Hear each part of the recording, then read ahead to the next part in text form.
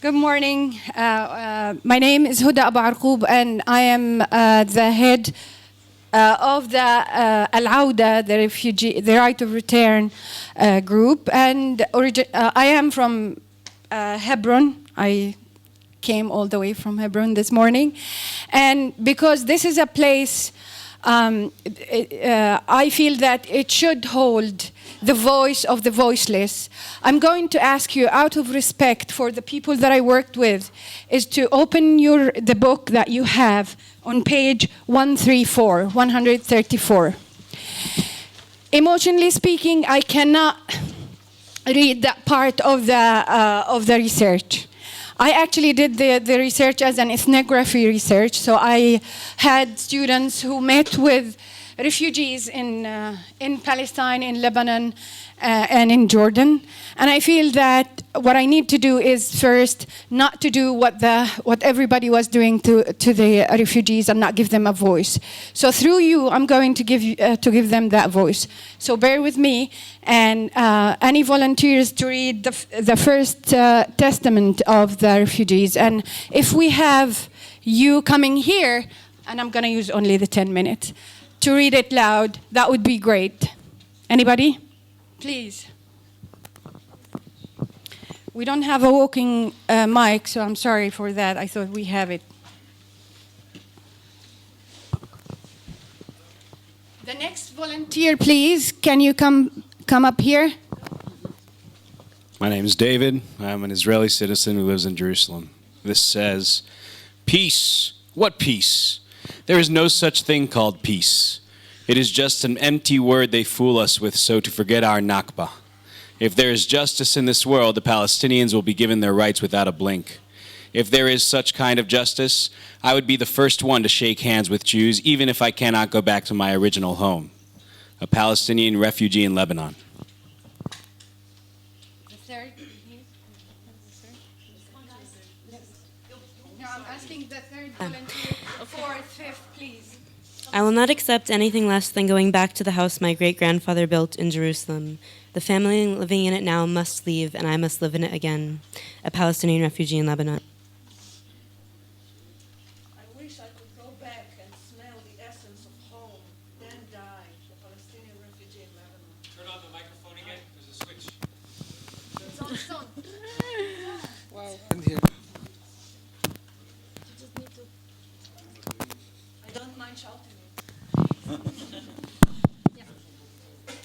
I wish I could go back and smell the essence of home, then die, a Palestinian refugee in Lebanon. Thank you. Home. Yeah, You have to press the... I'm sorry. Home. Home is where? Home is where the heart is. I love Palestine. It is my homeland, but I will not go back and start over again. I have a life here. I can vote and even run for the Legislative Council. I can travel and work in the Gulf. Why would I go back to live as a second-class citizen in Israel or as a nobody in what will be called Palestine with the corrupted BA, a Palestinian refugee in Jordan? My grandfather gave me my grandfather gave me the key to my father. My father gave me the key, and I will hold on it. I will keep telling the story of once upon a time, a house was mine, and I lived as a free, dignified human being. I will never give up my right to return, but I am willing to listen to ideas that guarantee me this right, acknowledges the suffering of my family, compensates me both on my moral and material losses, and recognizes me as a free human being entitled to equal rights and equal opportunities, a refugee in the West Bank.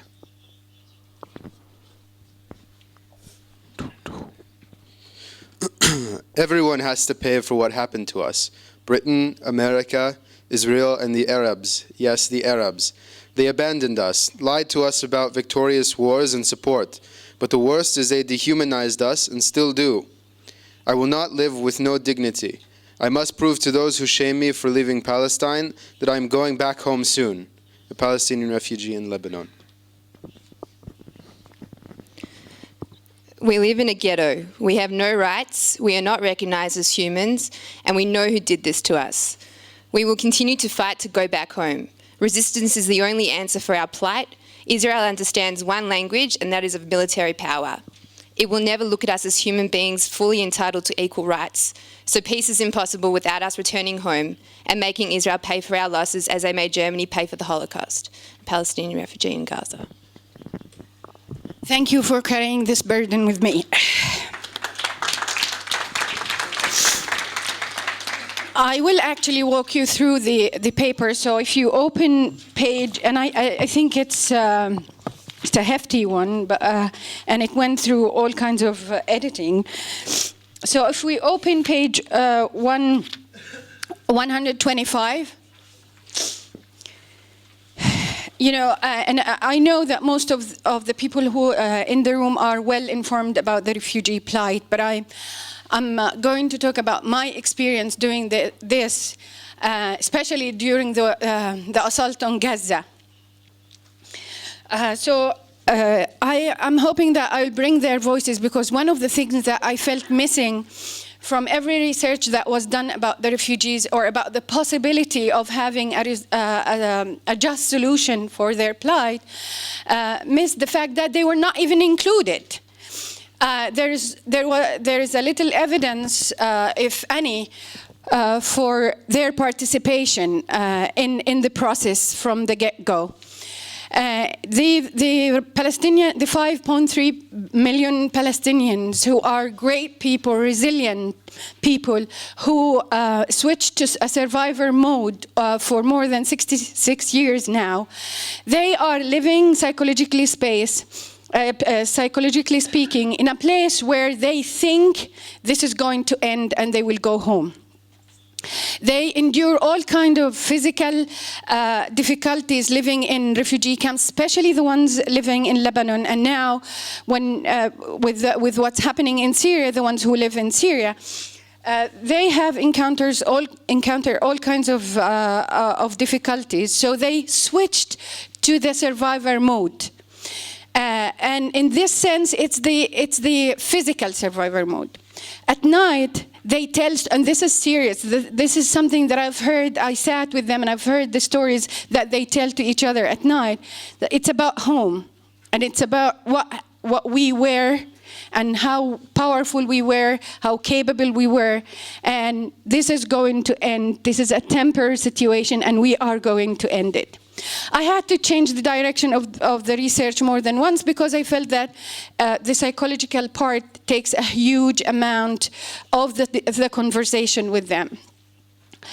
I pass by Al Fawar refugee camp every day. I have relatives and friends live there. It's to the south part of Hebron. Al Arqub, near Beit Lahem, Aida, Dheshi. I actually crossed through Dheshi camp, and I can see the attitude, the aggressiveness in the street, and sometimes the gesture that I do sometimes by stopping my car to get someone crossing, to get them the chance to cross through the main street that goes through Dheshi. They appreciate it. But in general, there is an aggressive attitude in refugee camps. And we, as Palestinians who are not refugees, live in the West Bank, have a lot to say about that. I will not get into that.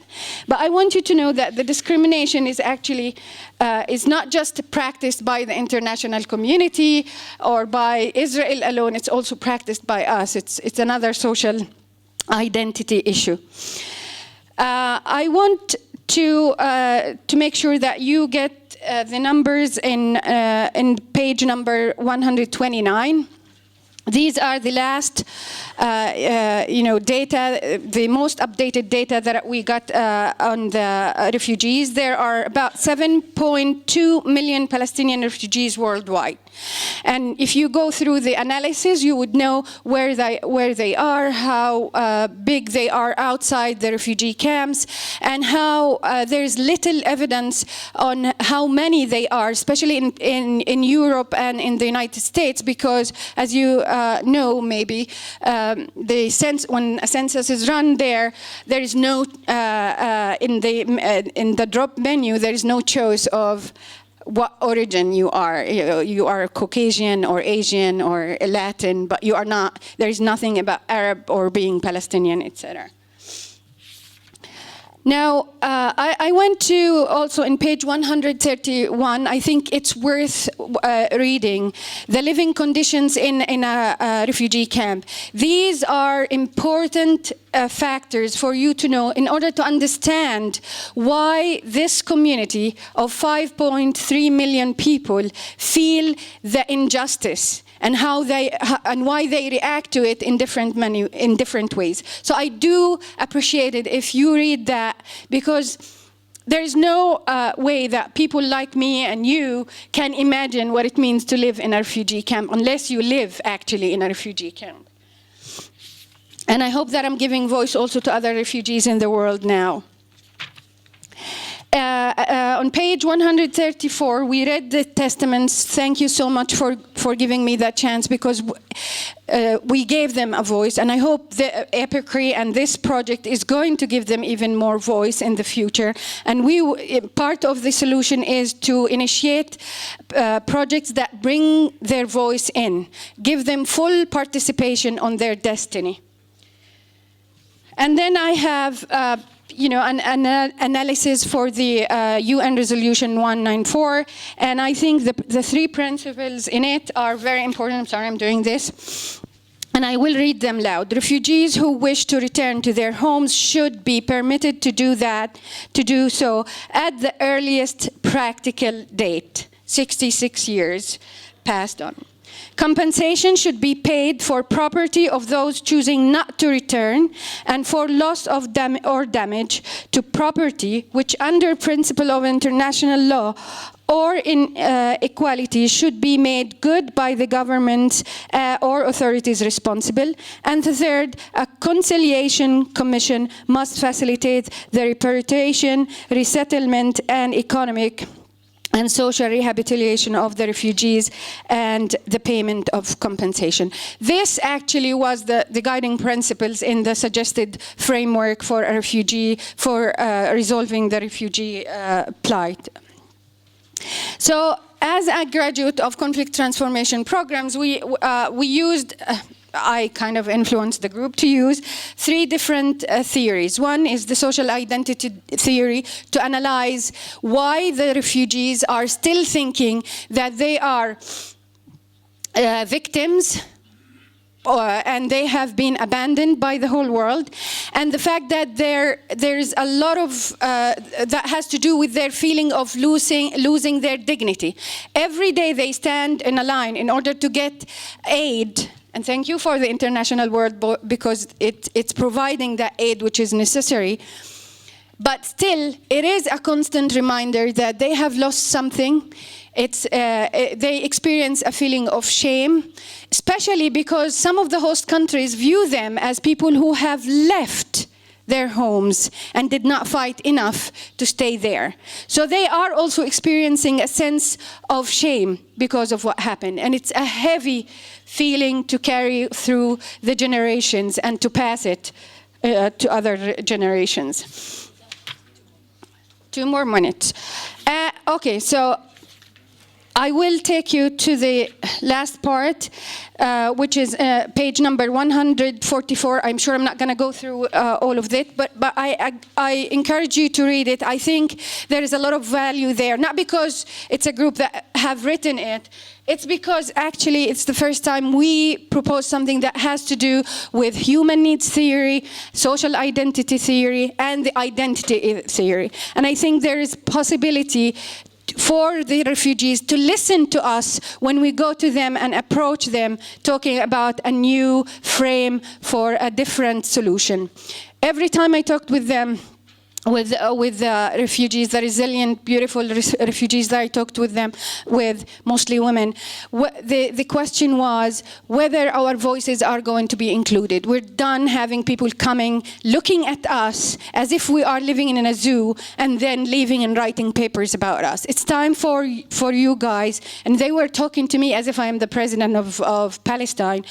But they were telling me that it's time to get our voices, to get us on the table. And I think this is the message that a two states in one space solution is bringing to the table. This is new, and I appreciate the fact that I got the chance to do this, because this is the first time we actually bring their voice to the table. Thank you so much.